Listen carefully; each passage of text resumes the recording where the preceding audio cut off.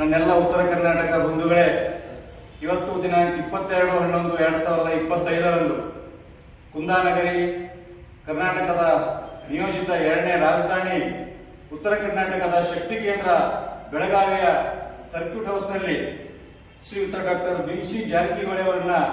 ನಮ್ಮ ಉತ್ತರ ಕರ್ನಾಟಕ ಹೋರಾಟ ಸಮಿತಿ ವತಿಯಿಂದ ಸಂಪರ್ಕ ಮಾಡಿದಾಗ ಸನ್ಮಾನ್ಯರು ಬಹಳ ಸ್ಪಷ್ಟವಾಗಿ ಹೇಳಿದರು, ಉತ್ತರ ಕರ್ನಾಟಕದ ಸಮಗ್ರ ಅಭಿವೃದ್ಧಿಗೆ ಪ್ರತ್ಯೇಕ ರಾಜ್ಯ ಆಗಬೇಕು, ಅದಕ್ಕೆ ನಮ್ಮ ಸಂಪೂರ್ಣ ಬೆಂಬಲ ಇದೆ. ಈಗಾಗಲೇ ಏನು ರಾಜು ಕಾಗೆ ಅವರ ಪತ್ರ ಹಾಗೂ